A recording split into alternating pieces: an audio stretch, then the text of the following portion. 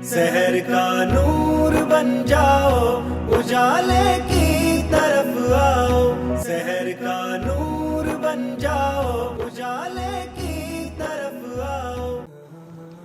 नहमदुहु व नुसल्ली अला रसूलिहिल करीम, अम्मा बाद। क़ाल अल्लाहु ताला फ़िल क़ुरानिल मजीद वल फ़ुरक़ानिल हमीद। फ़ऊज़ु बिल्लाहि मिनश शैतानिर रजीम। बिस्मिल्लाहिर रहमानिर रहीम। अज़ीज़ सामाईन व सामियात, अस्सलामु अलैकुम व रहमतुल्लाहि व बरकातुहू। मैं आप तमाम का सफ़र इर्तिक़ा सीरीज़ में तहे दिल से इस्तक़बाल करती हूँ। इस एपिसोड का उन्वान है इबादुर रहमान के औसाफ़ हमीदा। आज हम बात करेंगे इबादुर रहमान के बारे में कि इबादुर रहमान कौन हैं। अल्लाह ताला के पसंदीदा बंदे। क्या आप अल्लाह ताला के पसंदीदा बंदे बनना चाहते हैं? यकीनन हम में से हर इंसान वो है जो अल्लाह ताला का पसंदीदा बंदा बनना चाहता है। अब सवाल है कि अल्लाह ताला को किस किस्म के लोग पसंद हैं, तो इस बात की सहूलत भी हमें अल्लाह ताला ने दे दी है। अल्लाह ताला ने कुरान पाक में इबादुर रहमान के 12 सिफ़ात के बारे में बताया है, जिन्हें पढ़कर हमें ये पता चल सकता है कि ये है वो रहमान के बंदे जो अल्लाह ताला को बहुत पसंद है। अल्लज़ीना यमशूना अलल अर्ज़ि हूना, जो ज़मीन पर नरमी से चलते हैं। इबादुर रहमान की पहली सिफ़त ये होती है कि वो ज़मीन पर एक नरमी की चाल चलते हैं। नरमी की चाल क्या है? ज़मीन पर पाँव मार मार कर अकड़ कर नहीं चलते, यानी ऐसी चाल नहीं चलते कि इनके चलने से एक गुरूर व तकब्बुर वाली चाल ज़ाहिर हो, और ना ही सुस्ती की चाल चलते हैं कि देखने वाले कहे कि ये तो बहुत सुस्त और काहिल है, यानी पाँव घसीट घसीट कर बहुत आहिस्ता आहिस्ता सुस्ती की चाल नहीं चलते। हदीस से पता चलता है कि नबी करीम सल्लल्लाहु अलैहि वसल्लम ऐसे चलते थे जैसे पहाड़ से उतर रहे हो, यानी कि ज़मीन पर पाँव जमा जमा कर चलते थे। इबादुर रहमान की पहली सिफ़त ये है कि वो एक खूबसूरत चाल चलते हैं। व इज़ा ख़तबहुमुल जाहिलून क़ालू सलामा, और जब बेइल्म लोग इनसे बात करें तो सलाम कह देते हैं। इबादुर रहमान की दूसरी सिफ़त ये है कि जब लाइल्म लोग बात करते हैं तो वो सलाम कह देते हैं। सलाम कहने का मतलब ये है कि दूसरे को सलामती की दुआ देना, और ये कहना कि तुम मुझसे किसी भी तकलीफ़ से महफूज हो। अब जब लाइल्म लोग इनसे बात करते हैं या झगड़ा करते हैं तो इबादुर रहमान जवाब में इनसे बहस नहीं करते, बल्कि वहाँ से उठ जाते हैं। वल्लज़ीना यबीतूना लिरब्बिहिम सुज्जदन व क़ियामा, और जो अपने रब के सामने सजदे और क़याम करते हुए रातें गुजारते हैं। इबादुर रहमान की तीसरी सिफ़त यह है कि वो दिन रात अल्लाह ताला के यहाँ क़याम व सुजूद करते हैं। क़याम व सुजूद करने का मतलब ये है कि अल्लाह ताला की इबादत करते हैं, अल्लाह ताला को याद करते हैं। इबादुर रहमान अल्लाह ताला को सिर्फ़ दिन में ही नहीं याद करते, बल्कि रात को अपनी नींद छोड़कर भी अल्लाह ताला के यहाँ सजदे और क़याम करते हैं, यानी कि नमाज़ पढ़ते हैं, तहज्जुद का बाकायदा इनकार करते हैं। वल्लज़ीना यक़ूलूना रब्बना स्रिफ़ अना अज़ाब जहन्नम इन्न अज़ाबहा काना गरमा, और जो ये कहते हैं कि ए हमारे रब, हमसे जहन्नुम का अज़ाब दूर कर दे, क्योंकि इसका अज़ाब चिमेट जाने वाला है।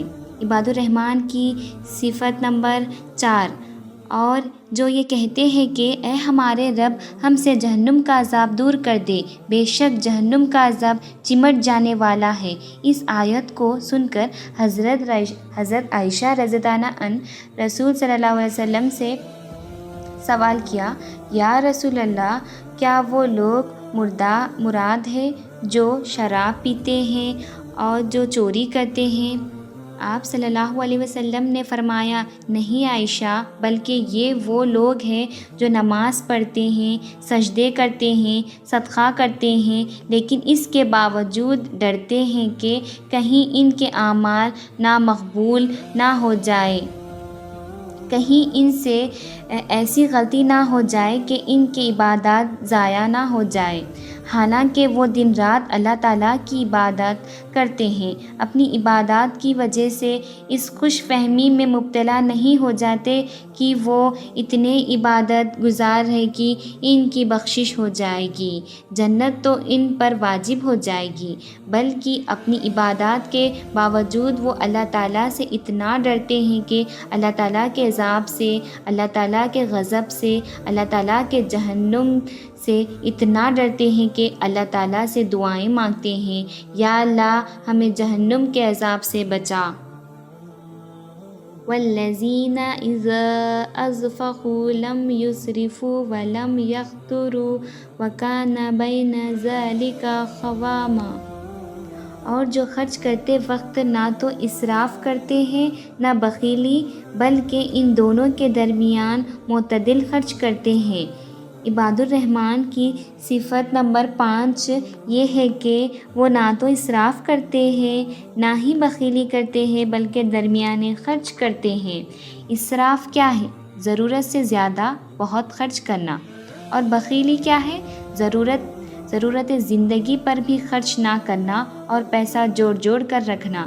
عباد الرحمن جیسے اپنی ہر معاملے میں معتدل ہوتے ہیں، ویسے ہی وہ پیسہ خرچ کرنے کے معاملے میں بھی معتدل ہوتے ہیں۔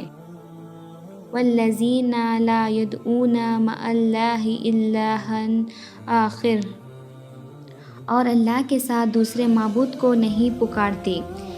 عباد الرحمن کی صفت نمبر 6 یہ ہے کہ وہ اللہ تعالیٰ کے ساتھ کسی کو شریک نہیں ٹھہراتے۔ عباد الرحمن کا اس بات کا مکمل ایمان ہوتا ہے کہ اللہ ایک ہے، اللہ کے سوا کوئی معبود نہیں، اللہ تعالیٰ ہی ہر چیز کا خالق و مالک ہے، اللہ تعالیٰ ہر چیز پر قادر ہے، اللہ تعالیٰ عرش پر مستوی ہے، اور اپنے علم کے اعتبار سے اللہ تعالیٰ ہر جگہ موجود ہے، ہر انسان کو اور ہر مخلوق کو رزق دینے والا، موت دینے والا، زندگی دینے والا، ہر چیز کا فیصلہ کرنے والا صرف اللہ تعالیٰ ہے، اس لیے وہ اللہ تعالیٰ کی ذات و صفات میں کسی کو شریک نہیں ٹھہراتے۔ وَلَا يَقْتُلُوا نَفْسَ الَّتِي حَرَمَ اللَّهُ إِلَّا بِالْحَقِّ، اور کسی ایسے شخص کو جسے قتل کرنا اللہ نے منع کر دیا ہو اسے ناحق قتل نہیں کرتے۔ عباد الرحمن کی صفت نمبر 7 اللہ تعالیٰ نے جنہیں منع کیا ہے وہ اس کو قتل نہیں کرتے۔ اسلامی شریعت میں صرف 3 قسم کے لوگوں کو قتل کرنے کی اجازت ہے۔ ایک وہ انسان جس نے کسی کو ناحق قتل کیا ہو تو قصاص کے طور پر اسے قتل کیا جائے۔ دوسرا، جو انسان اسلام سے پھر گیا ہو۔ تیسرا، وہ شادی شدہ بدکار انسان جس کی سزا اللہ تعالیٰ نے رجم قرار دی ہے۔ اس کے علاوہ وہ کسی کو بھی قتل نہیں کرتے، قتل و غارت میں نہیں پڑتے۔ وَلَا يَزْنُونَ، اور وہ بدکاری نہیں کرتے۔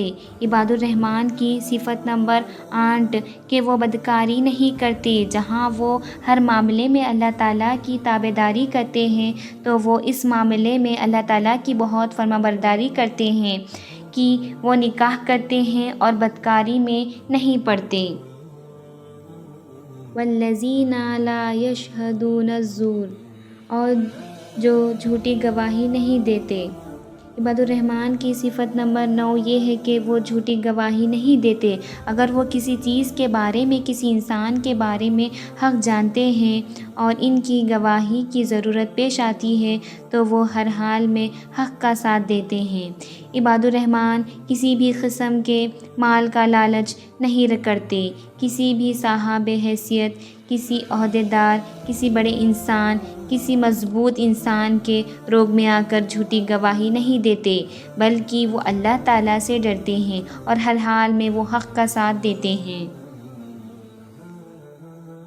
وَإِذَا مَرُوا بِاللَّغْوِ مَرُوا كِرَامًا، اور جب کسی لغو چیز پر ان کا گزر ہوتا ہے تو شرافت سے گزر جاتے ہیں۔ عباد الرحمن کی صفت نمبر 10 کی جب وہ کسی لغو چیز سے گزرتے ہیں تو وہ شرافت سے گزر جاتے ہیں۔ لغو کیا ہے؟ ہر وہ بات اور کام جو شرعاً بے فائدہ ہے وہ لغو ہے، یعنی جس چیز میں کوئی فائدہ نہیں ہے نہ وہ اس محفل میں نہیں بیٹھتے، کیونکہ عباد الرحمن کی زندگی تو ایک بامقصد زندگی ہے، اپنے آپ کو کامیابی کی طرف لے جانے والی زندگی ہے۔ ان کا مقصد اس لیے وہ کسی ناچ گانے، جاہلانہ رسومات، شاعری اس طرح کی محفلوں میں ان کا دل نہیں لگتا، اس لیے وہ ان محفلوں میں نہیں بیٹھتے، بلکہ وہ وہاں سے شرافت عزت کے ساتھ گزر جاتے ہیں۔ والذین اذا ذکروا بآیات ربهم لم یخروا علیہا صما وعمیانا، اور جب انہیں ان کے رب کے کلام کی آیات سنائی جاتی ہیں تو وہ صرف اندھے بہرے ہو کر ان پر نہیں گرتے۔ عباد الرحمن کی صفت نمبر 11 ہے کہ جب وہ ان کو اللہ تعالیٰ کی آیات پڑھ کر سنائی جاتی ہے تو وہ صرف بہرے اندھے ہو کر ان پر نہیں گرتے۔ اس کا مطلب یہ ہے کہ ایسے نہیں سنتے جیسے وہ بہرے ہو یا انہیں سنائی نہیں دے رہا ہو، ایسے نہیں دیکھتے جیسے وہ اندھے ہو، دکھائی نہیں دے رہا ہو، بلکہ وہ قرآن پاک کو سمجھ کر پڑھتے ہیں، اور اس طرح سمجھ کر پڑھتے ہیں تو آنکھوں سے آنسو گرتے ہیں، پڑھتے ہیں تو ان کے ذہن نشین ہوتا ہے، اس کو سوچ سمجھ کر پڑھتے ہیں، اس پر عمل کرتے ہیں، اور نیت ان کی صاف رہتی ہے، وہ اندھے اور بہرے نہیں ہوتے ہیں، وہ باشعور ہوتے ہیں۔ عباد الرحمن قرآن جب بھی سنتے ہیں اپنے کان کھلے رکھ کر سنتے ہیں۔ والذین یقولون ربنا هب لنا من ازواجنا وذریاتنا قرۃ اعین واجعلنا للمتقین اماما، اور وہ کہتے ہیں اے ہمارے رب تو ہمیں ہماری بیویوں اور اولاد سے آنکھوں کی ٹھنڈک عطا فرما اور ہمیں پرہیزگاروں کا پیشوا بنا۔ عباد الرحمن کی صفت 12 یہ ہے کہ وہ اللہ تعالیٰ سے دعائیں مانگتے ہیں کہ اے ہمارے رب ہماری بیویوں اور ہماری اولاد کو آنکھوں کی ٹھنڈک بنا دے اور ہمیں متقیوں کا پیشوا بنا دے، پرہیزگاروں کا پیشوا بنا دے، جس سے یہ ثابت ہوتا ہے کہ عباد الرحمن صرف اپنے لیے عبادت نہیں کرتے، اپنی بخشش کے لیے عبادت نہیں کرتے، اپنے لیے دعائیں نہیں کرتے، بلکہ اپنے گھر والوں کے لیے بھی دعائیں کرتے ہیں۔